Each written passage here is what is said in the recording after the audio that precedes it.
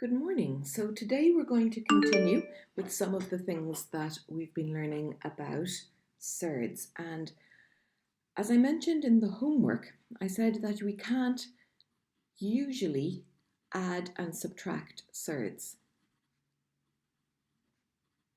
But there are certain cases where we can. So adding and subtracting surds. There's a special kind of technique that we can use for these. And it's basically if the number under the square root sign is the same,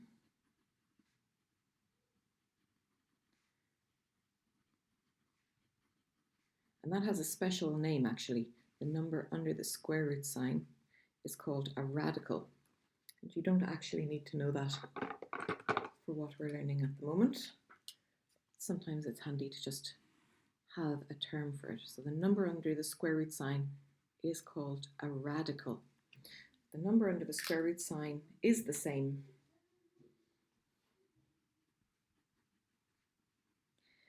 Then we can add and subtract surds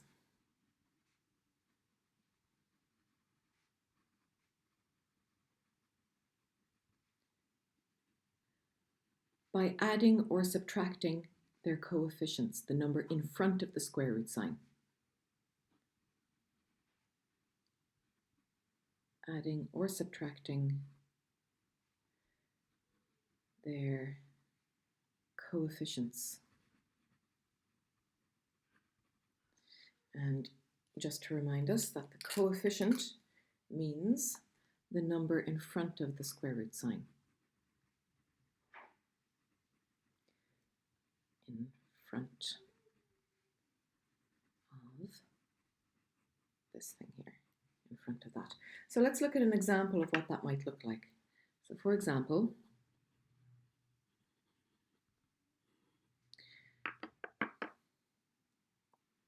if I have 3 times the square root of 2 plus 5 times the square root of 2, I can add those coefficients together to get 8 times the square root of 2. Or if I have 7 times the square root of 5 minus 11 times the square root of 5, because the radical is the same, the number under the square root sign is the same, I can do 7 take 11, which gives me minus 4 times the square root of 5. But I can't do something like this. 3 times the square root of 2 plus 5 times the square root of 3. I can't add those.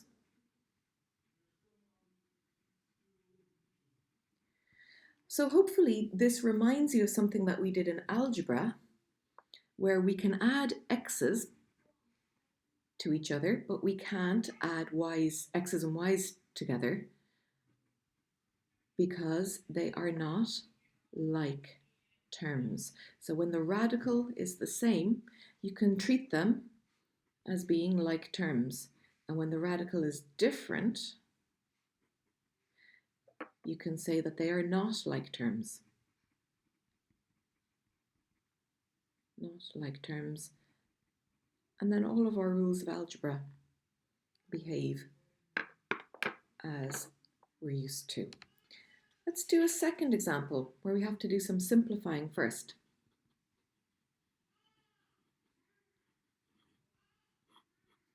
Let's call this example 1. So I actually want to do question 8 from the homework that you didn't have for homework. I nearly ended up correcting it. And without using our calculator, so the question was asked like this: write the square root of 50 plus the square root of 8 in the form k times the square root of 2, where k is an element of q. And I wanted to look at a question like this because it looks really confusing. But think about what they're asking us to do. They want us to simplify this, basically. Now, the first thing you might do, even if the question says don't put this in your calculator, is put it into your calculator and see what kind of answer we're going to get. Because that way you can check what your answer should be. The square root of 50 plus the square root of 8 7 root 2. That's the answer that we should be getting at the end of this. Let's look at the in the form part of the question here. What they're asking you for is something, some number multiplied by the square root of 2, where that number must be rational. Must be an element of Q. It must be a rational number. And what does a rational number mean? It means that you can write it as a fraction. So 7 can be written as a fraction, 7 over 1.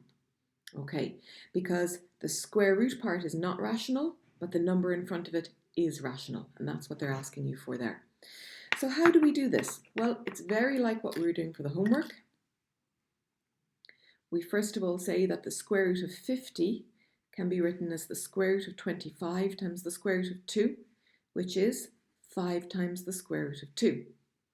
And the square root of 8 can be written as the square root of 4 times the square root of 2, which simplifies to 2 times the square root of 2. Just like what we were doing with our homework, simplifying. And then, therefore, the square root of 50 plus the square root of 8 is 5 times the square root of 2 plus 2 times the square root of 2, and then we add the coefficients. 5 plus 2 is 7. 7 times the square root of 2. And that's the answer. And that's the same answer as we got when we put the question into the calculator, so we know that we're right. Okay? Now, so that is adding and subtracting surds. It's fairly straightforward. So long as the radical is the same, the number underneath the square root sign is the same, we can add and subtract surds, but if it's not the same, then we can't. Let's look at the next thing that we want to learn about surds, which is multiplying them. Now, we've done the basics of multiplying them, but as I said, this is quite like algebra. So in algebra, we don't just multiply terms together, we multiply brackets. So multiplying brackets with surds.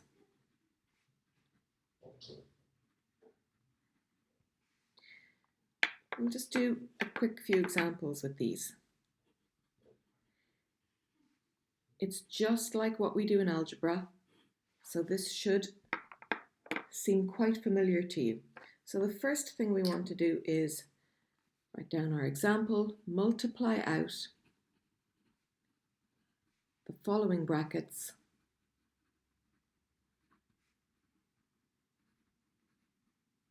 and we'll simplify our answers as much as possible. So part 1, we have the square root of 3 bracket the square root of 7 plus 1. And this is the same as multiplying out brackets in algebra. If I had an x outside the brackets and a y plus 1 inside the brackets. Well, what do? We just multiply each term together. So if the square root of 3 by the square root of 7, that's going to be the square root of 21. By our laws of surds, you can just multiply the two numbers together and put the square root sign over the whole thing. And then this number on its own, 1 times the square root of 3. But of course 1 makes no difference. So that is the square root of 21 plus the square root of 3. And that actually doesn't simplify any further because they are not like terms. Or like radicals if you like. They're not like terms, so that's my answer. There's nothing more that I'm expected to do. You could put it into your calculator and see that you'll get the same answer in your calculator as well. Let's do that. So we've got the square root of 3 outside the brackets, the square root of 7 plus 1 inside the brackets. And that gives me the square root of 21 plus the square root of 3, which is exactly what I worked out by hand. But you need to be able to show your work with that as well. Okay, the second thing is, what if we had two brackets multiplied together? So 2 plus the square root of 3 by the square root of 2 plus 3. Now be careful with this, these are not the same thing. Here the square root is over the 3, here the square root is over the 2. So just like when I'm multiplying out brackets normally, the 2 multiplies everything in the second bracket, and the square root of 3 multiplies everything in the second bracket. Take your time with this to make sure that you don't make a mistake, and you can check your answer with your calculator at the end. So 2 times the square root of 2. Just like here, I just put the number in front. If I had 2 times x, I would just write down 2x. So 2 root 2. Plus 2 times 3, that's 6. Here, a square root by a square root, I can just multiply the two numbers together. Square root of 6. And finally, 3 times the square root of 3. That's it, that's the answer. You can leave it like that, but generally we try to put it in an order with the number on its own. So I might write this as the square root of 6 plus 3 times the square root of 3 plus 2 times the square root of 2 plus 6. I would consider that to probably be the tidiest answer that I could end up with. Now, you will get full marks for this, however, okay? So both of those would give you full marks. Right, one last thing that I want to do is an example where they are the same and we get a bit of simplifying happening. So example 2.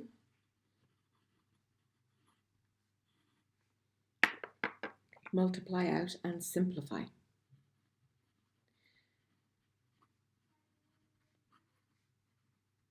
Just like with algebra, sometimes you do end up with like terms after you've multiplied and you need to simplify your answer.